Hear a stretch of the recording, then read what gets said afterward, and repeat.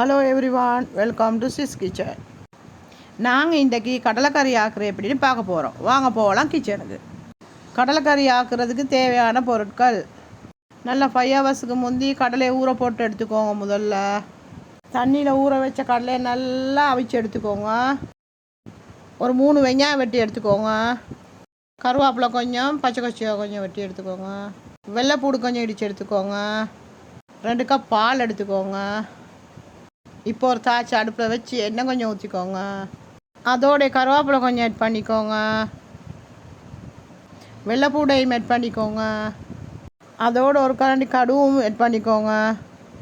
Add பண்ணிவிட்டு கொஞ்சம் mix பண்ணிக்கோங்க. அதோட பச்சை கொச்சிக்காவை ஆட் பண்ணிக்கோங்க. வெட்டி வச்ச வெங்காயத்தையும் போட்டுக்கோங்க. இப்போ நல்லா மிக்ஸ் பண்ணி விடுங்க. ஒரு கரண்டி இடிச்ச கொச்சிக்காய் ஆட் பண்ணிக்கோங்க. மஞ்சத்தூளும் கரண்டி போட்டுக்கோங்க. ஒரு 50 கிராம் மாசி தட்டிக்கோங்க. அவிச்சு வச்ச கடையில் கொஞ்சத்தை எடுத்து வச்சுட்டு மற்றதை தட்டிக்கோங்க. கடலை போட்ட பிறகு நல்லா மிக்ஸ் பண்ணிக்கோங்க. கொஞ்சம் போல் கடலை எடுத்து வச்சு அதையும் நல்லா மசிச்சுக்கோங்க. நல்லா மசிச்சு எடுத்தாச்சு. இதை எடுத்து வேறே வச்சுக்கோங்க. இப்போ நல்லா மிக்ஸ் பண்ணதுக்கு மேலே பாலை ஊற்றிக்கோங்க.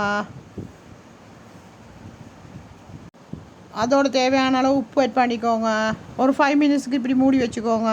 5 மினிட்ஸ் தாண்டிடுச்சு. வாங்க இப்போ திறந்து பார்ப்போம்.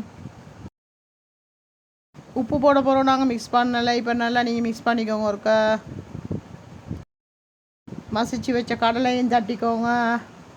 நாங்கள் மசிச்சு வச்ச கடலையை தட்டுறது கறி இறுக்கமாகறதுக்கு. இப்போ அந்த கடலையை நல்லா தட்டியாச்சு. எல்லாத்தையும் நல்லா மிக்ஸ் பண்ணி எடுத்துக்கலாம். இறக்குறதுக்கு முந்தி மற்ற பாலையும் ஊற்றி இறக்கிக்கலாம். அவ்வளவுதான், நீங்கள் எதிர்பார்த்த கடலைக்கறி ரெடி. நீங்களும் இதை வீட்டில் ட்ரை பண்ணி பார்த்துட்டு எப்படி வந்துச்சுன்னு கமெண்ட் பண்ணுங்கள்.